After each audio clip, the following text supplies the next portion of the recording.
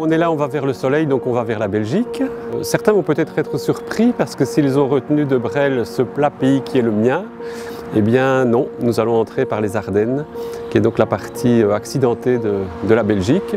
C'est très joli, c'est très boisé avec beaucoup de vallées.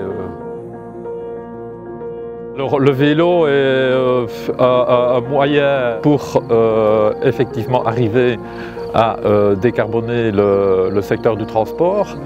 Et dans mon entreprise, on encourage effectivement les gens à faire du vélo. C'est aussi de donner à nos clients et à ceux qui suivent Enersol en général une vision d'actions qui sont agréables, sympas, qui sortent un peu du commun, pour que la transition énergétique soit vraiment vue comme un objectif où on peut arriver à avoir autant de plaisir, peut-être dans des conditions un peu différentes, et surtout en consommant nettement moins.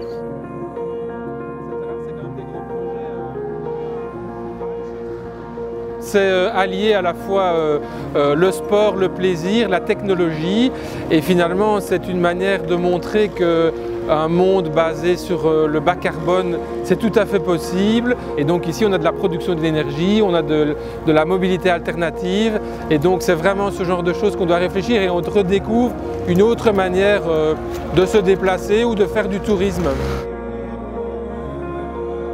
C'est magnifique de voir ces gens parcourir l'Europe. Alors effectivement, les machines actuelles ont l'air un peu des machines de géo-trouve-tout, mais je trouve que c'est à travers ces expériences et ces développements que l'on fait des progrès. C'est assez cohérent avec l'entreprise que nous sommes.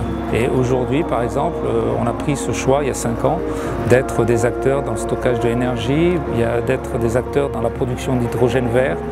Les gens qui aujourd'hui font le Sun Trip avec ces vélos sont probablement des précurseurs, des innovateurs, et que peut-être dans quelques années, ce sera peut-être avec des modèles différents certainement, un mode de mobilité beaucoup plus répandu.